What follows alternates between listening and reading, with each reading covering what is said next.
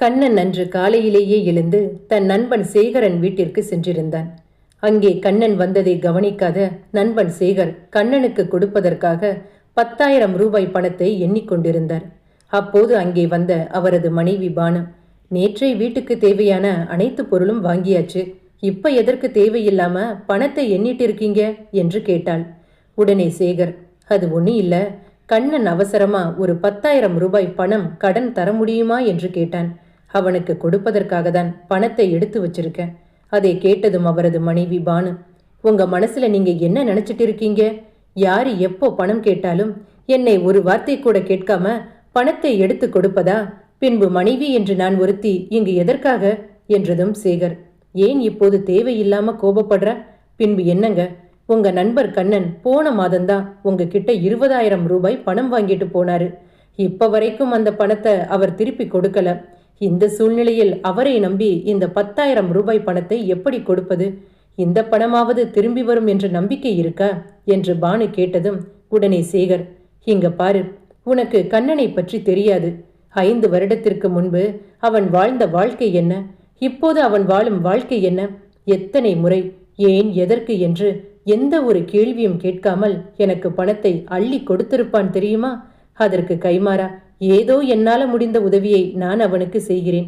அதில் எனக்கு ஒரு ஆத்ம திருப்தி, அவ்வளவுதான் என்றார். ஆமா, யாருமே யாருக்கும் உதவி செய்ததில்ல பாருங்க. என்னமோ உங்க ஃப்ரெண்டு கண்ணன் மட்டும்தான் உங்களுக்கு உதவி செஞ்ச மாதிரி பேசுறீங்க. நண்பர்கள் கூட்டத்தில் யாராவது ஒருவர் இப்படி வசதி வாய்ப்பா இருந்திடக்கூடாதே? உடனே 1000 கொடு, 10,000 கொடு என்று வீட்டுக்கு கடன் கேட்டு வந்துட வேண்டியது என்று அவள் கூறியதை கேட்டதும் கண்ணனின் மனம் நொறுங்கி போனது. அந்நேரம் சேகரின் வீட்டின் ஒரு மூலையில் கட்டப்பட்டிருந்த நாய் குரைக்கும் சத்தம் கேட்டு இருவரும் வீட்டின் வாசற்படியை நிமிர்ந்து பார்த்தனர். அங்கே கண்ணன் வாசல் கதவை பிடித்தபடி கண்கள் சிவந்திருக்க பணத்திற்கான தவிப்புடன் அவன் முகத்தை பார்த்ததும் சேகரின் மனம் வாடி போனது. ஒருவேளை தன் நண்பன் தன் மனைவி பேசியதை கேட்டிருப்பானோ என்ற சந்தேகம் அவனுக்குள் அந்நேரம் வந்தது. ஆனால் பானுவிற்கு கண்ணன் ஒருவேளை தான் பேசியதை கேட்டிருந்தால் நிச்சயம் இனிமேல் தன் கணவனிடம் கடன் கேட்டு தன் வீட்டு வாசற்படியை மிதிக்க மாட்டான் என்ற எண்ணத்தில் கண்ணனின் முன்பே தன் கணவனின் கையில் இருந்த 10,000 ரூபாய் பணத்தை பிடுங்கிக் கொண்டு வீட்டிற்குள் சென்றாள். அவள் நடவடிக்கையை பார்த்ததும் கண்ணனுக்கு என்ன செய்வது என்று ஒன்றுமே புரியவில்லை. தன்னை நம்பி வேறு யாரிடம்தான் கடன் கேட்பது என்று ஒன்றும் புரியாமல் புலம்பி நின்ற கண்ணனின் முகத்தை பார்த்து தனக்கு எத்தனையோ முறை உதவி செய்த தன் நண்பனுக்கு தன்னால் உதவி செய்ய முடியவில்லையே என்று தன் சூழ்நிலையை நினைத்து சேகர் வருந்தினான். தன் நண்பனின் சூழ்நிலையை புரிந்து கொண்ட கண்ணன் தன்னால் இதற்கு மேலும் தன் நண்பனுக்கு துன்பம் வந்துவிடக் கூடாது என்று எண்ணியவன் அவனிடம் எதுவும் சொல்லாமல் மௌனமாக அங்கிருந்து சென்று விட்டான். அன்று சாலை முழுவதும் முதல் நாள் பெய்த பலத்த மழையில் சேரும் சகதியுமாக இருந்தது. பணத்திற்கு என்ன செய்வது என்று தவிப்புடன் சாலை ஓரமாக சென்று கொண்டிருந்த கண்ணனின் மீது வேகமாக வந்த கார் அவன் மீது சேற்றை வாரிவிட்டு சென்றது. மனதிற்குள் கவலையை மறைத்து வைத்திருந்த கண்ணனுக்கு அந்த செய்கையானது மிகுந்த கோபத்தை ஏற்படுத்தியது. உடனே திரும்பி அந்த காரை பார்த்து சொல்லக்கூடாத வார்த்தைகளை சொல்லி திட்டி தீர்த்தான். அந்நேரம் காரின் எண் பலகையை பார்த்ததும் தான் கண்ணனுக்கு தெரிந்தது அந்த காரில் சென்றது வேறு யாருமல்ல, தன் தாய் மரகதம்தான் என்று. உடனே கண்ணனின் மனம் 5 வருடங்களுக்கு முன்பு நடந்ததை நினைத்து பார்த்தது. அன்று கண்ணன் தன் காதலி சாரதாவை அழைத்து கொண்டு தன் வீட்டிற்கு சென்றிருந்தான். அங்கே அவனது தாய் மரகதம் மற்றும் அவனது தந்தை நடேசன் இருவரும் ஒரு சோஃபாவில் அமர்ந்திருந்தனர். கண்ணன் சாரதாவின் கையை இறுக்கமாக பற்றி கொண்டபடி நின்றதை பார்த்த மரகதம் சாரதாவை தன் கண்களாலே மேலும் கீழும் அளவெடுத்தாள். சாரதாவின் ஒரு சிறு புன்னகை, ஆடம்பரம் இல்லாத அவளின் பேச்சு, அவளின் எளிமையான உடை, இவைகளை பார்த்ததுமே மரகதம் சாரதா ஒரு நடுத்தர குடும்பத்து பெண் என்பதை புரிந்து கொண்டாள். உடனே மரகதம் தன் மகன் கண்ணனை பார்த்து, இந்த பொண்ணு யாரு? இப்போ இந்த பொண்ணை எதற்காக நம்ம வீட்டுக்கு கூட்டிட்டு வந்திருக்க என்று கேட்டாள். உடனே மகன் கண்ணன், அம்மா, இது சாரதா, என்னுடைய காதலி. நானும் அவளும் 5 வருடங்களாக காதல் செய்து வருகிறோம். நான் சாரதாவை திருமணம் செய்து கொள்ள ஆசைப்படுகிறேன் என்று கூறினார். அதை கேட்டதும் பிறப்பிலிருந்தே அவளின் இரத்தத்தில் ஊறிய பணத்திமிரு உடனே பீறிட்டு எழுந்தது.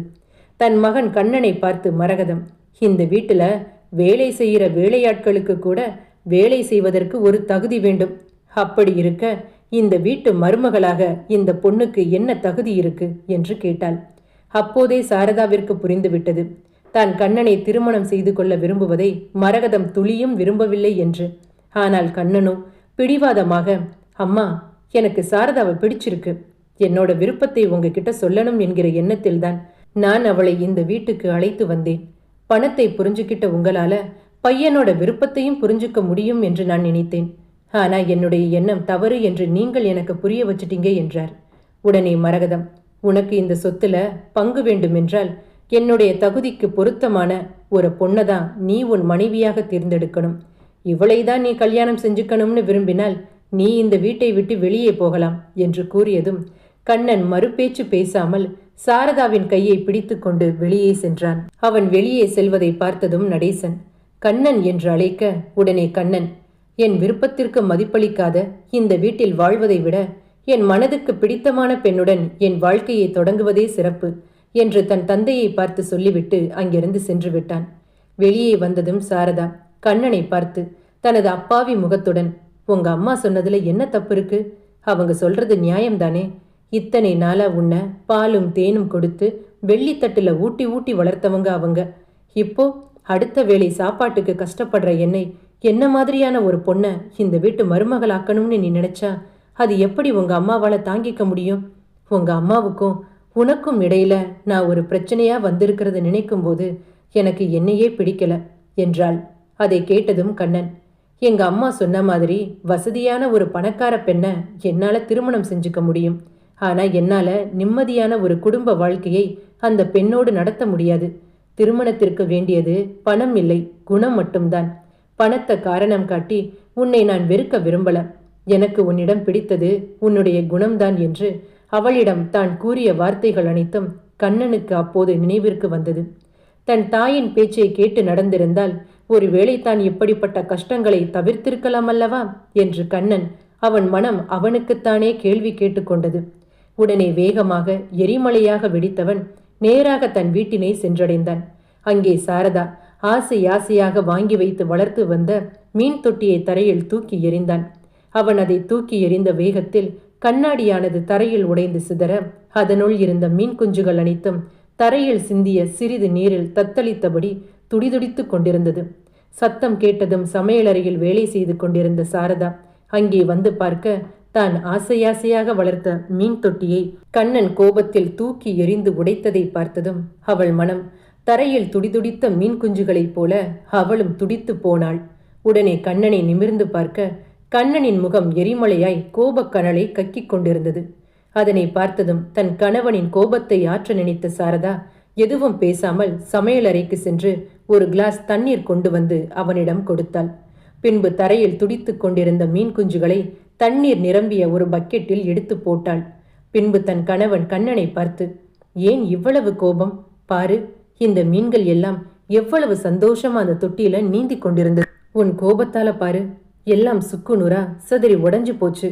அது தரையில துடிக்கிறத பார்க்கும்போது மனசுக்கு எவ்வளவு பாரமா இருக்கு.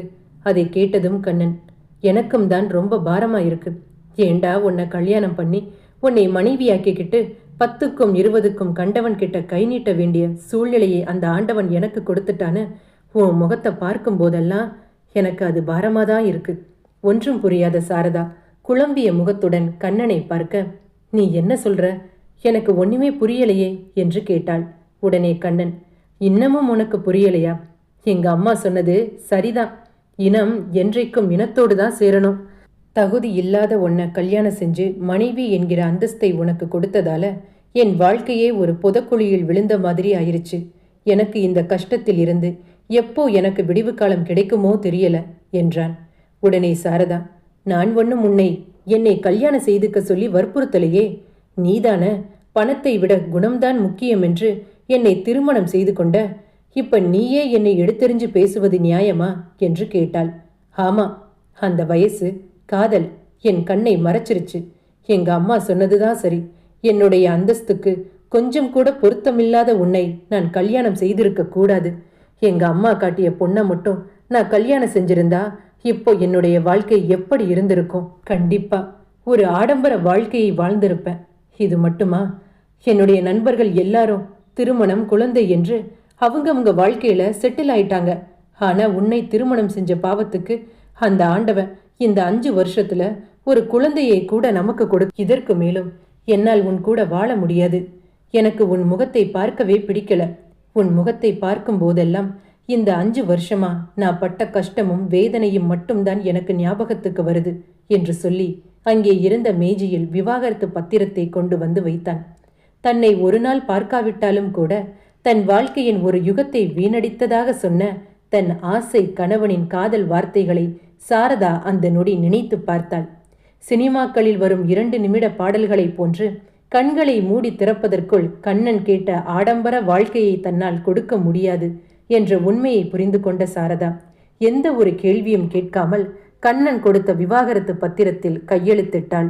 அப்போது சாரதா தன் கணவன் கண்ணனை பார்த்து, பணம், ஆடம்பர வாழ்க்கையை காரணம் காட்டி என்னை வெறுத்து ஒதுக்கிட்ட, குழந்தையை காரணம் காட்டி விவாகரத்து பத்திரத்தில் என்னை கையெழுத்திட வச்சிருக்க, ஆனா அதே குழந்தையால நான் உன்னை அடையாளம் காண்பேன் என்று சொல்லிவிட்டு தனது பெட்டி படுக்கைகளை எடுத்துக்கொண்டு தன் தாயின் வீட்டிற்கு சென்றாள்.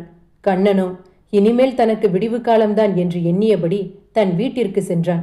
ஆனால் அன்று கரை படிந்தது கண்ணனின் சட்டை மட்டுமல்ல, அவனின் மனமும் தான் என்பதை அவன் அந்த நொடியே மறந்து போனான். 5 வருடங்களுக்கு பின்பு தன்னை தேடி வந்த தன் மகனின் முகத்தை பார்த்ததும் தாய் மரகதத்தின் மனம் பூரித்து போனது. அதனால் மீண்டும் தனது சாம்ராஜ்யத்தை தன் மகனிடம் கொடுத்தாள். அதன் பிறகு கண்ணன் விலை உயர்ந்த கார்களில் செல்வது, ஆடம்பர உடைகளை அணிவது என்று மீண்டும் தனது ஆடம்பர வாழ்க்கையை வாழத் தொடங்கினான். ஆனால் அங்கே மனைவி சாரதா தன் தாயின் வீட்டிற்கு சென்றாள். காலிங் பெல் சத்தம் கேட்டு கதவை திறந்த சாரதாவின் தாய் லட்சுமி கலங்கிய கண்களுடன் தாமரை போன்ற தன் மகளின் முகம் வாடி இருப்பதை பார்த்ததும் அவளது கண்கள் அங்கும் இங்கும் சுற்றி திரிந்தது. தன் மாப்பிள்ளை கண்ணன் தன் மகளுடன் வராததை தெரிந்து கொண்ட தாய் லட்சுமி சாரதாவின் கையில் இருந்த பெட்டியை பார்த்ததும் அங்கு என்ன நடந்திருக்கும் என்பதை யூகித்து கொண்டாள். பின்பு தன் மகளிடம் எதை பற்றியும் கேட்காமல் தன் மகளுக்கு பிடித்தமான அனைத்து உணவுகளையும் தயார் செய்து அவளை ஆசுவாசப்படுத்த நினைத்தாள். ஆனால் சாரதாவிற்கு பலமுறை தன் தாயிடம் கேட்ட உணவுகள் அனைத்தும் இன்று தனக்கு கேட்காமலே தன் தாய் பரிமாறியதை நினைத்து சந்தோஷப்படுவதா, இல்லை தான் உலகம் என்று தன்னை வேண்டி விரும்பி திருமணம் செய்து கொண்ட தன் கணவன் தன்னை ஒரு புழுவை விட கேவலமாக நினைத்து துச்சம் என கருதி தன்னை வெறுத்து ஒதுக்கியதை நினைத்து அழுவதா என்று அவளுக்கு ஒன்றும் புரியாமல் கண்ணீரை சிந்தினாள். அவள் வடித்த கண்ணீரானது அவள் சோற்றில் விழுவதை பார்த்ததும் அவளின் தாய் லட்சுமியின் மனம் உடைந்து போனது.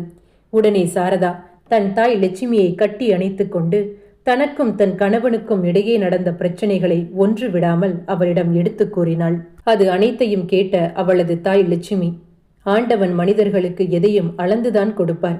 பொதுவா வாழ்க்கையில நல்லது நடந்தா அதை நாம கொண்டாடுவோம், கெட்டது நடந்தா எனக்கு மட்டும் ஏன் ஆண்டவா இப்படி நடக்குது என்று ஆண்டவனை திட்டி தீர்ப்போம். ஆனா ஆண்டவனுடைய விளையாட்டை நம்மனால புரிஞ்சுக்க முடியாது. ஒரு மனிதனுடைய வாழ்க்கை நமக்கு நடக்கிற நல்லதுல இருந்து ஆரம்பிக்கிறது இல்ல, நமக்கு நடக்கிற கெட்டதுல இருந்துதான் ஒரு மனிதனுடைய வாழ்க்கையே ஆரம்பம்.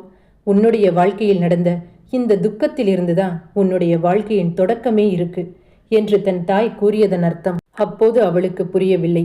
உடனே சாரதா வாயை பொத்திக் கொண்டு வேகமாக எழுந்து தன் வீட்டின் பின்புறத்தில் சென்று வாந்தி எடுக்கத் தொடங்கினாள்.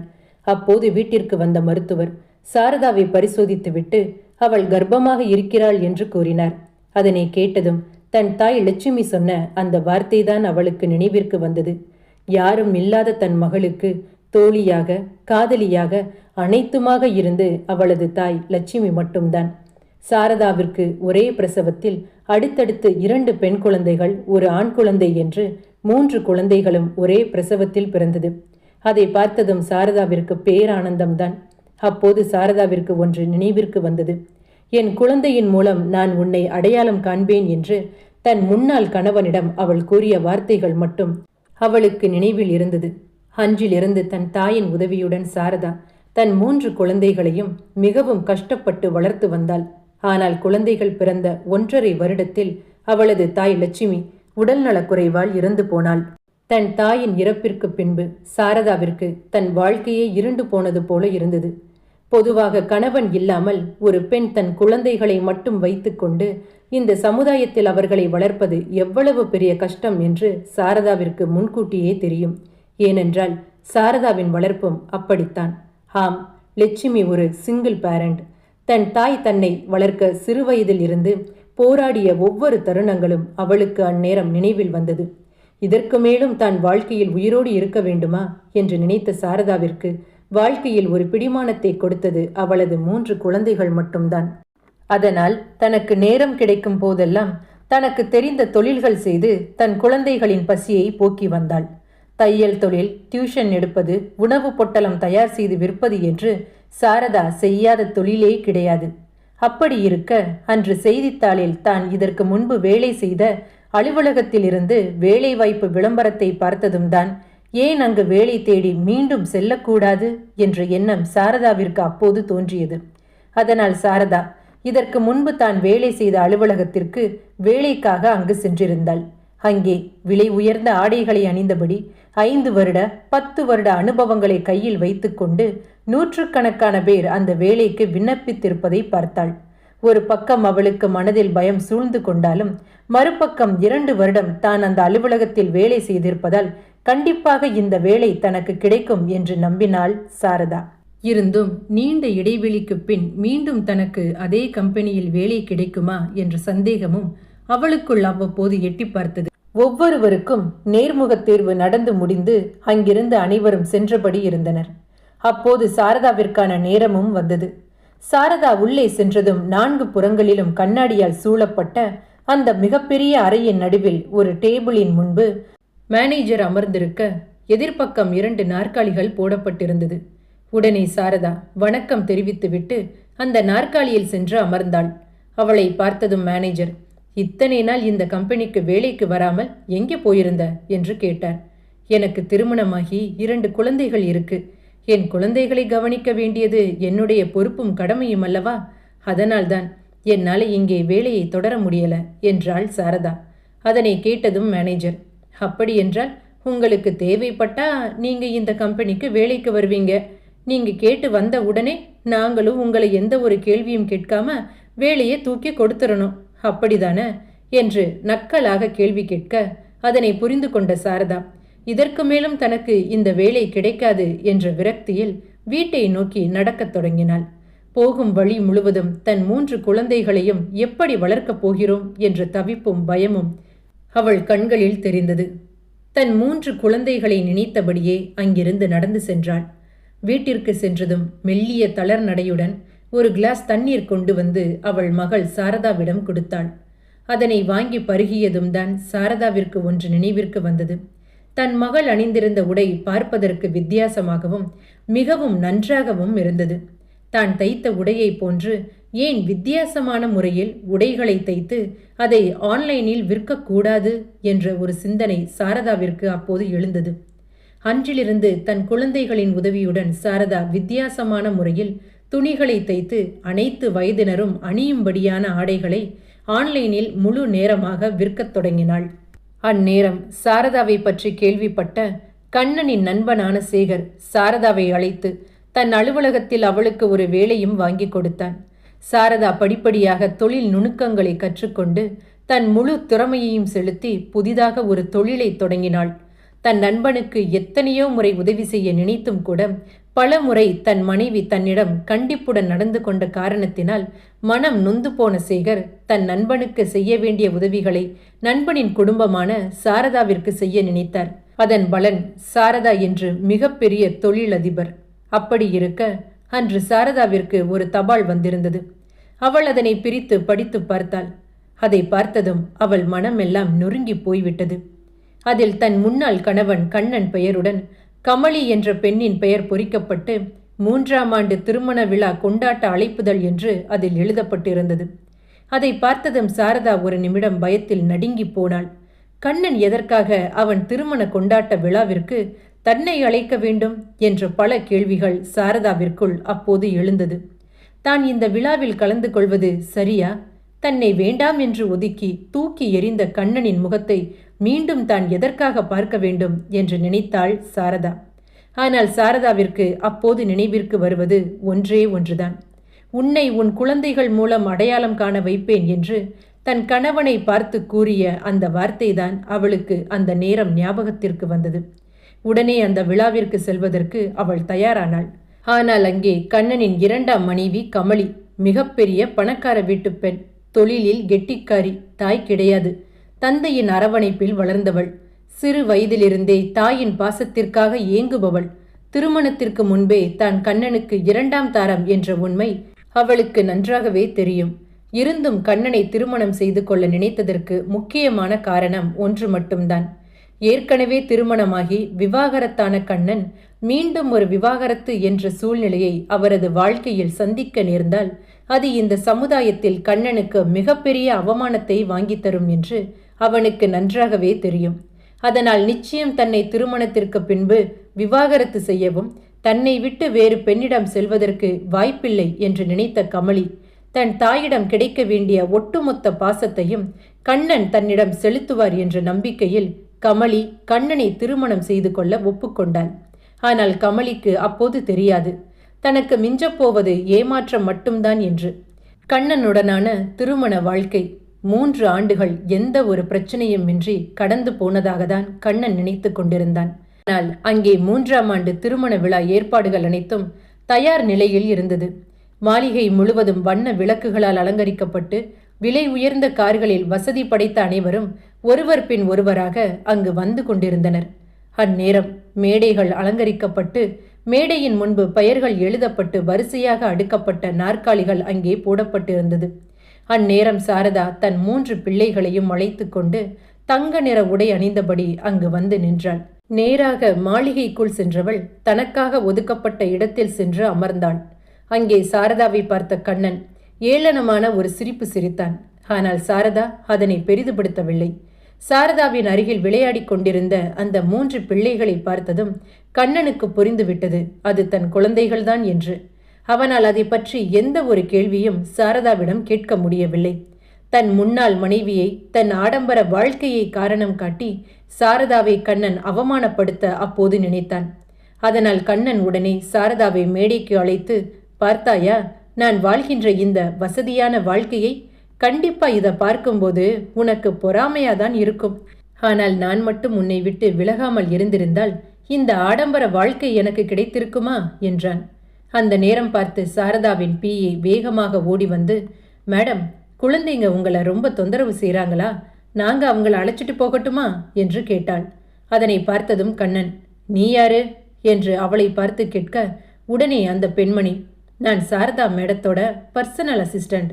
அதை கேட்டதும் வியப்புடன் கண்ணன், இவளுக்கு நீ பர்சனல் அசிஸ்டண்டா என்று கேட்டதும் அந்த பெண்மணி, நீங்க இப்போ உடுத்திருக்கிறீங்களே, உங்க கல்யாணத்துல இந்த ஷேர்வானி, இதை வடிவமைத்து கொடுத்தது எங்க மேடம் சாரதா தான். சாரதா மேடம் இந்தியாவிலேயே மிகப்பெரிய சிறந்த ஆடை வடிவமைப்பாளர். அதனை கேட்டதும் கண்ணன் ஒரு நொடி திகைத்து போனான். இத்தனை நாட்களாக தான் காண துடித்த அந்த அதிசய பெண்மணி சாரதாவா என்று அந்த நிமிடம் அவளிடம் என்ன கேட்பது என்று தெரியாமல் பணியாய் உறைந்து போனான்.